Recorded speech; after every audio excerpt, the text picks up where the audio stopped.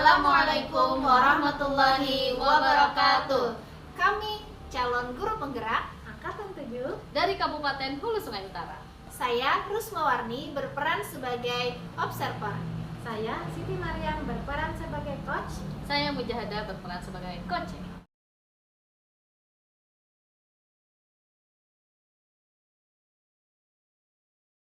Assalamualaikum Ibu Mariam. Waalaikumsalam Ibu Usma.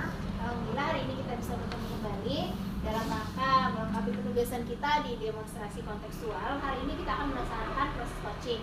Nah, di sini saya sebagai pengamat atau observer ingin melaksanakan prasupervisi dulu. Yang pertama akan mendiskusikan terkait rubrik penilaian percakapan coaching. Nanti untuk pelaksanaan proses coaching, Ibu akan menggunakan rubrik penilaian percakapan alur apa, Bu? Ya. Di sini saya akan melakukan alur tirta, Bu. Oke, baik. Nah, selanjutnya kompetensi coaching apa yang ingin Ibu kembangkan? Nah, di sini saya akan mengembangkan kompetensi yaitu kehadiran penuh, mendengarkan aktif dan memberikan pertanyaan berbobot. Bagus sekali, Bu. Oke, bagian selanjutnya bagian kompetensi mana nih yang ingin lebih Ibu tekankan secara spesifik dalam proses coaching nantinya, Bu? Yang akan lebih saya tekankan yaitu mendengarkan aktif dan memberikan pertanyaan yang berbobot. Baik. Nah, untuk indikator ketercapaian nih, menurut Ibu apa indikator ketercapaian yang menentukan Ibu berhasil dalam proses coaching pada hari ini, Bu? Ya. Indikatornya yaitu saya berharap coach pada hari ini dapat menemukan permasalahan yang sedang dihadapi dan bagaimana ide-ide selanjutnya untuk menyelesaikan permasalahan selanjutnya. Baik. Coach menemukan permasalahan yang Iya, baik. Terima kasih, Ibu. Silahkan selanjutnya melaksanakan proses coaching bersama coach Ibu.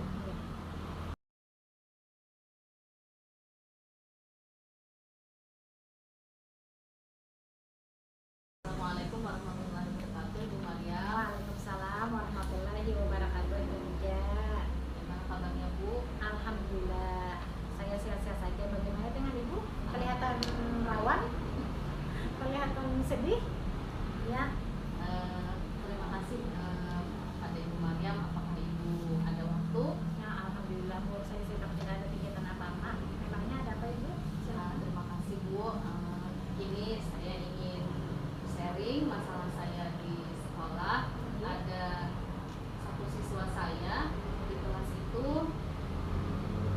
dia sangat senang sekali berbicara, sehingga pada saat menjelaskan dia selalu mengajak teman-temannya berbicara tanpa mendengarkan guru menjelaskan di depan. Ya. Sehingga satu meja pada tempat anak duduk di situ gaduh, sehingga teman-teman yang lain juga akhirnya tidak fokus memperhatikan karena mereka gaduh dari satu meja itu. Baik, saya sudah mendengar dari pembicaraan Ibu. Permasalahan yang Ibu hadapi sekarang yaitu anak Ibu membuat kegaduhan di kelas, dan beberapa anak itu dua orang tadi membuat keributan di kelas sehingga anak-anak yang lain menjadi tidak konsentrasi. Saya mau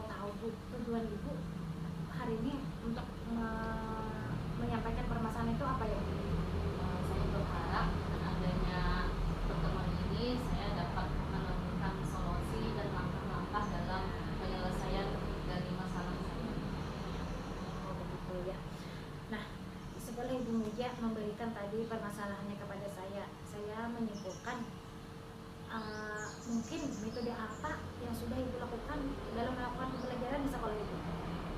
Kalau metode yang sudah saya laksanakan itu ada ceramah, tanya jawab, dan juga LKS atau lembaga pendidikan siswa.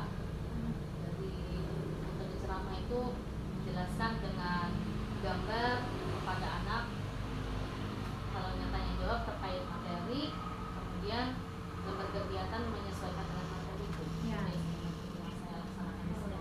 Jadi ibu biasanya menggunakan metode ceramah, metode LK. Nah, jadi itu masih saja anak ibu membuat kegaduhan atau sering berbicara di dalam kelasnya. Ya. Begini Bu, apakah ada lagi metode yang lain supaya anak ibu tertarik dengan metode ibu yang baru sehingga mengurangi anak dalam melakukan pembicaraan di kelas yang berlebih-lebihan lah? Paling-paling Bu, kalau menenangkan saya biasanya melaksanakan gerak dan lagu atau ice breaking sehingga kelas lebih tenang, tetapi hanya bertahan beberapa menit saja terjadi kegaduhan lagi karena memang anak itu sangat senang sekali berbicara. Dia tidak suka menyimak tapi selalu berbicara, ada aja topik pembicaraannya yang selalu dibicarakan dengan teman-temannya. Jadi ibu sudah melakukan metode ice breaking, tapi itu tidak berlangsung lama. Nah, tadi kan ibu berbicara sudah melakukan ice breaking kepada anak-anak ibu dan masih saja membuat keributan. Nah, mungkin ada lagi metode yang lebih baik lagi yang ibu lakukan agar anak ibu berkurang suka berbicaranya di dalam kelas. Metode apa lagi Bu? Kira-kira Ini kira-kira kalau menurut saya karena dia suka berbicara, jadi mungkin nanti saya akan melaksanakan metode bercerita atau mengajak anak ke depan untuk menceritakan poster-poster yang berkaitan dengan materi itu. Oke, itu nanti yang akan saya laksanakan metode yang lain. Ya, metode yang lain misalnya menggunakan buku cerita. Iya, Ya, bercerita gitu. Iya, itu yang bagus Bu. Nah, itu sangat bagus untuk ibu lakukan ke depannya, yaitu menggunakan metode bercerita dengan menggunakan media atau bentuk apa saja, poster atau buku cerita atau yang lainnya. Nah, kira-kira ide-ide pembelajaran yang ibu rancang apakah sudah bisa membantu untuk mengurangi anak berbicara? Kalau menurut saya mungkin nanti kalau dengan metode bercerita atau dengan membaca poster-poster itu akan membantu mereka karena setelah mendengarkan cerita mereka akan saya minta kembali untuk bercerita sehingga mereka tersalurkan keinginannya yang selalu ingin berbicara tadi. Nah, itu bagus Bu. Mungkin secara lebih khusus lagi saya mau mendengar komitmen yang akan ibu lakukan itu tadi dari awal gimana Bu? Jadi saya tadi kan mengambil metode itu dengan bercerita, kemudian nanti dengan memanfaatkan poster-poster karena memang di kelas saya itu ada beberapa media buku cerita, juga ada kartu-kartu bergambar, poster-poster terkait materi sehingga nanti itu akan saya kembangkan dalam pembelajaran dengan metode bercerita, kemudian dengan mengajak anak membaca atau menceritakan isi-isi poster yang ada atau dari kartu-kartu gambar yang ada di kelas-kelas saya. Ya, bagus sekali Bu. Nah, sebenarnya ibu sudah menemukan solusi permasalahan yang sedang ibu hadapi. Nah, itu bagus Bu, dicoba nanti ke depannya. Nah, ya komitmen yang tadi sudah ibu sampaikan kepada saya dan bagaimana untuk tanggung jawab ibu selanjutnya untuk penyelesaian permasalahan tadi itu Bu.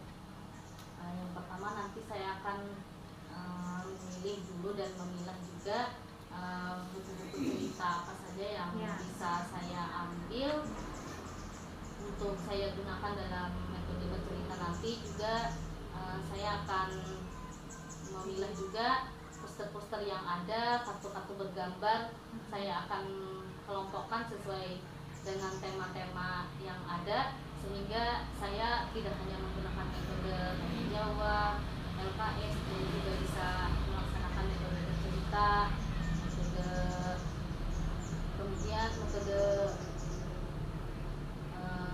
gerak dan lagu Ya. dari poster. Misalnya tema binatang, anak bisa menggunakan bagaimana gerak binatang, bagaimana diri binatang, sehingga mereka saat berbicara mereka membicarakan tentang materi.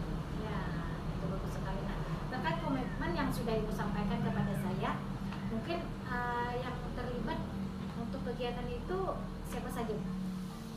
Nanti saya akan meminta teman saya mengajar di kelompok B nanti.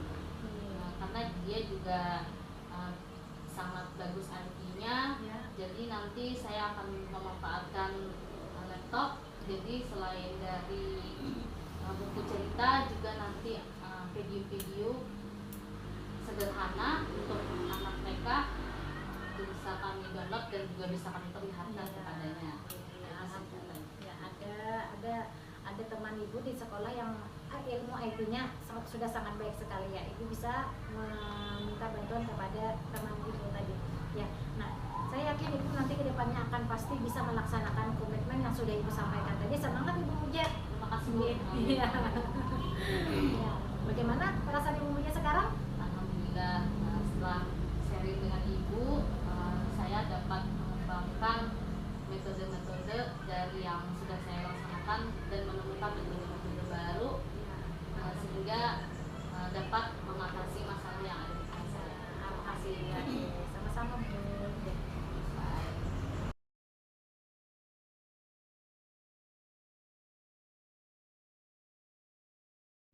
Alhamdulillah tadi telah terlaksana proses coaching antara Ibu Maryam dengan coach Ibu. Selanjutnya saya ingin melanjutkan kembali percakapan kita terkait saya sebagai pengamat atau observer.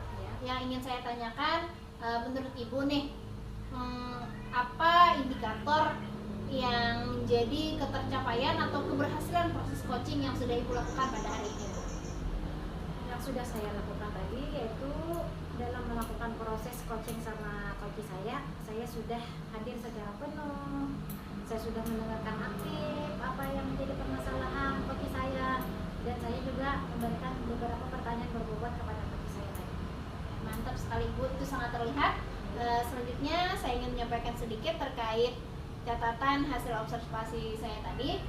Yang saya lihat dari proses coaching tadi, Ibu sudah sangat mantap, bisa membangun kehangatan dengan si coach Ibu, peka dengan coach. Tadi terlihat Ibu peka dengan mimik wajah saat coach datang. Oh, ini sepertinya ada permasalahan ini. Nah, Ibu peka terhadap itu, serta Ibu mampu menangkap inti dari pembicaraan, dapat menggali permasalahan, dan si coach pun bisa mendapatkan solusi dari permasalahannya berkat dari ajuan pertanyaan berbobot dari Ibu tadi.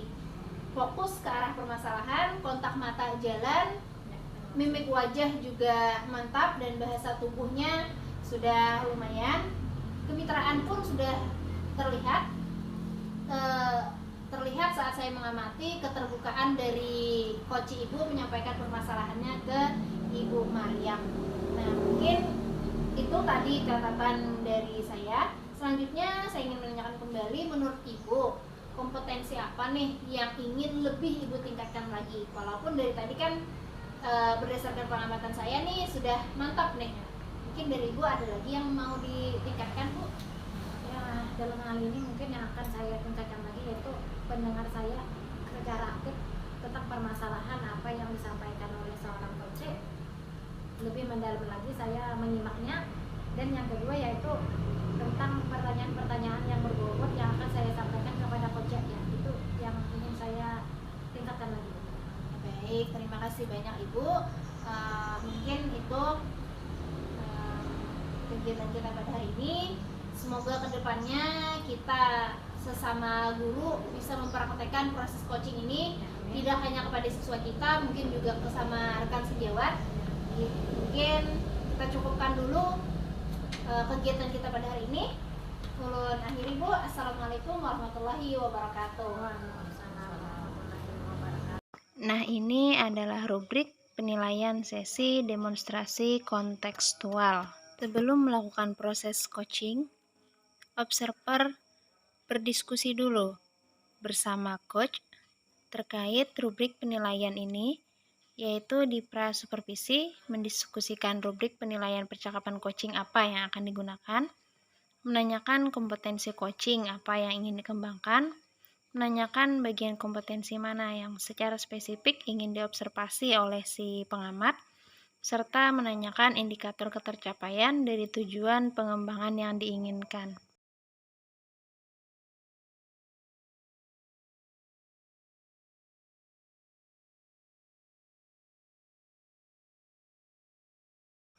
Selanjutnya, kegiatan coaching dimulai dan pengamat tetap mengobservasi proses coaching yang sedang berjalan antara si coach dan coachee.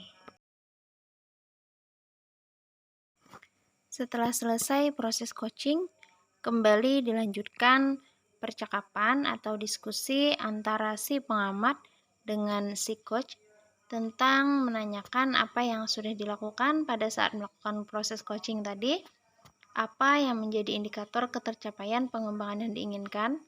Si observer menyampaikan catatan hasil observasi berdasarkan pengamatannya tadi, serta observer menanyakan kepada coach, kira-kira kompetensi apa lagi yang ingin dikembangkan.